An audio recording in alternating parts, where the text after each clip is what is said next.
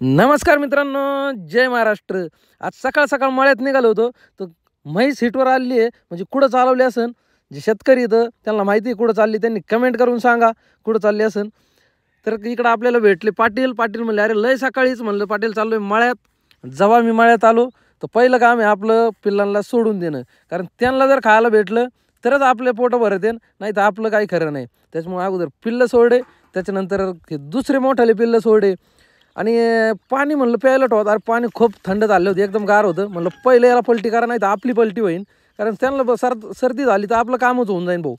आणि मग इथं उरलेलं रातचं घरचं टाकलं त्यांना थोडं खायला. आणि यांना जर सोड, यांचं लगेच सुरू होतं झक्कड पक्कड. पण आता इकडं पिल्लं होते, यांना कंपार्टमेंट सेपरेट आहे म्हणून यांना थोडं बाजूला आणि वायली राहतं. ओके, झाली भाई यांची कुस्ती सुरू. एकमेकाला म्हणजे वर्चस्वाची लढाई कुठं नाही मित्रांनो, फार कोंबड्यांपर्यंत वर्चस्वाची लढाई चालू आहे. आणि ती काही सुटत नसती कधीच. तुम्ही किती प्रयत्न करा ती चालूच राहणार, कधीही न संपणार. आणि आमच्या ताफ्यात ना अजून एक प्राणी सामील झाला आहे, ये कबूतर. कबूतर जा संदेश, काय म्हणते त्याला, संदेश पाठवायचं यंत्रणा. कारण 2 दिवस झाले ते जखमी अवस्थेत मला सापडलं. त्याला आपण शेडवर आणलं, त्याला आपण आपल्या ताफ्यात सोडलं आणि ते मिसळलं ना कोंबड्यामध्ये. आता ते कोंबड्यातच खेळतही राहतं. येईन आपले बी कधीतरी कबूतर उपयोगाला.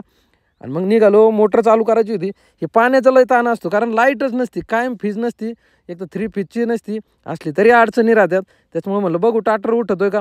टाटर उठला आणि पाणी पडलं. म्हणलं त्याच्या आईला एकदाचं काम झालं भाऊ. आपलं पुढे उद्योगाला बघावं लगेच. इकडं आम्ही एक 5-6 संत्र्याची झाडं लावलेत. आणि आपल्या याची सीताफळाची पानगळ झाली, परत त्याला थोडी थोडी पालवी फुटली. आता टाईम आला तर यांना मोकळं सोडायचं आणि आपण बी मोकळं व्हायचं. का म्हणून तर आपल्याला थोडं शरीरासाठी झटलं पाहिजे.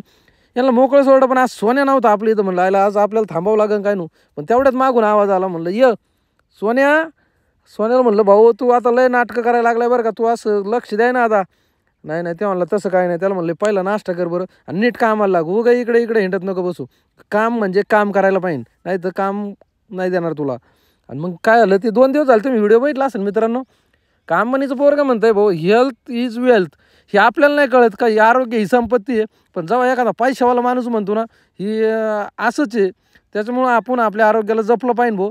आपल्याकडे काय एवढे पैसे बी नसतात, त्याच्यामुळे आपण आपलं आरोग्य जपलंच पाहिजे रोजच्याला थोडं थोडं करून. आणि आपला सोन्या म्हणजे पळायचं पार्टनर आहे बरं का, रोज पळायला आपल्या संग असतो. त्याचा विषय नाही भाऊ. आपल्या पुढं असतो मागं असतं, पण आपल्याला काहीतरी मस्त मजा येते. इकडं गावात आलं तर यांचं काय कुऱ्हाडीचं नियोजन चाललं होतं, तर ते दांडा बनवला होता असं सांगत होते. आणि तोवर इकडं सोसायटी उघाडी होती. सोसायटीमध्ये आता शेतकऱ्यांना माहिती आहे भाऊ, मार्चंट आला म्हणजे नवं करा जुनं करा. आणि काय ते करावंच लागतं, त्याला काय ऑप्शन नाही, कारण आपण कर्ज घेतलेलं असतं ना. मग भाऊसाहेब म्हणले ह्या चिठ्ठ्या घ्या तुमच्या आणि भरून टाका 30 तारखेपर्यंत, म्हणजे 15 तारखेला परत हात पुढं करायला मोकळे होतात. म्हणलं भाऊसाहेब तुमच्या शब्दाच्या अजिबात बाहेर नाही, तुम्ही म्हणता तसं करून लगेच मी निघालो घरी. कारण आता थोडंफार पोटाला बी आपलं टाकलं पाहिजे. म्हणून आज अंडे उकडलेले होते, म्हणलं मस्तपैकी अंडे खावा. तर मित्रांनो कसा वाटतो ब्लॉग नक्की सांगा. धन्यवाद.